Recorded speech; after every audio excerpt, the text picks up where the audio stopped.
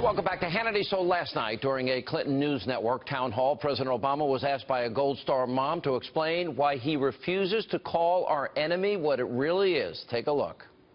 Why do you still refuse to use the term Islamic terrorist?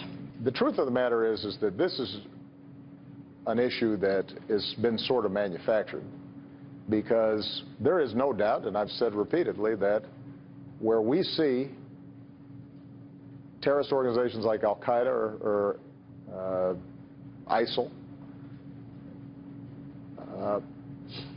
they have perverted and distorted and tried to claim the mantle of Islam for an excuse for basically barbarism and death.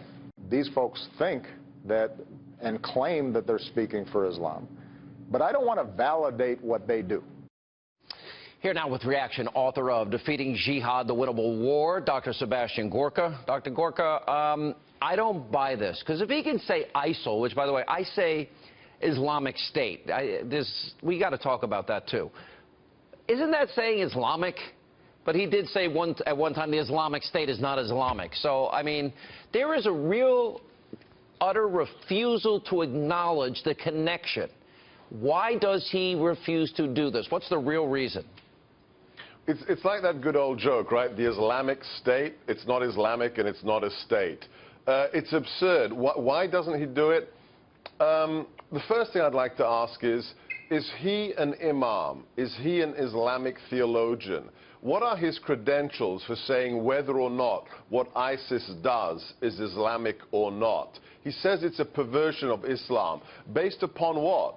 I'd love to know what his credentials are. Now, why he doesn't call it by its name is because he cannot admit what the enemy is. Because if he does, the whole left-wing edifice of multiculturalism collapses. And on top of that, the last 7.5 years of American counterterrorism policy is proven to be an utter failure, You know, Sean. I sadly believe we're going to look back and we're going to have another attack, and then there'll be another 9/11-like commission report.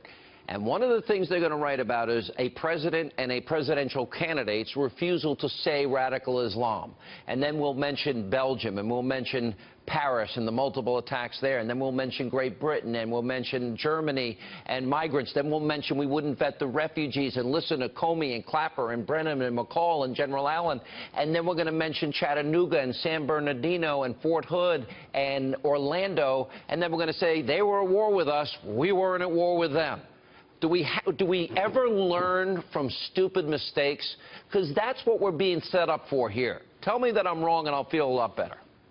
I can't, Sean. That's why I wrote the book Defeating Jihad, because I'm as angry as you are about why we're losing a war after 15 years that we could have won within a matter of months. Let me quote to you what an unnamed student of mine said to me at National Defense University in his dissertation. He nailed it. He said, if the enemy can control what you're allowed to say about them, you've already lost the war. Sean, the enemy controls what we're allowed to say about them. It's as if you couldn't say the word Nazi during World War II. It's absurd. It's absurd, and it defies all logic and common sense and understanding of what's happening.